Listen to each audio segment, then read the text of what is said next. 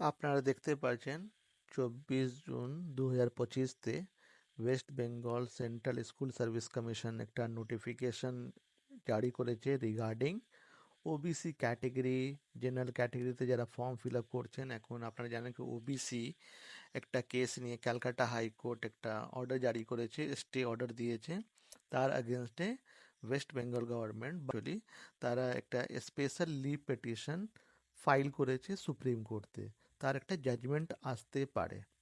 এখন till then, যখন judgement আসছে সেই সময় বলা হচ্ছে কি category details are not being collected. এখন ক্যাটেগরি ডিটেলস কালেক্ট করা হচ্ছে না। It will be collected in due course prior to the applications being processed. মানে যখন অ্যাপ্লিকেশন প্রসেস হবে তার আগে কিন্তু কালেক্ট করবে। তাহলে আপাতত ক্যাটেগরি ডিটেলস কালেক্ট করা হচ্ছে না।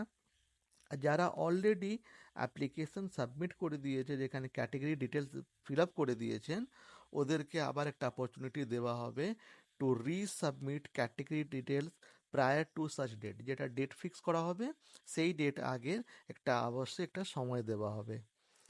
অ্যাপ্লিকেন্টগুলোকে আগে জানানো হবে, নোটিফাই করা হবে, তার লিঙ্ক যেটা আছে ডিউ কোর্স অফ টাইমতে অ্যাভেলেবল করা হবে, so that you can submit and modify category details if required.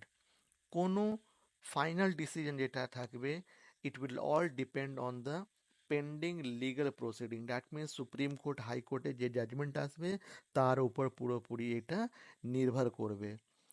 No right will accrue in favor of any applicant who may have already applied with certain category details। তাহলে যদি আপনি apply করে দিয়েছেন, যে এটা date দেওয়া হবে, সেই ডেটে কিন্তু আপনি মডিফিকেশন করে নেবেন। It all depends on supreme court judgement.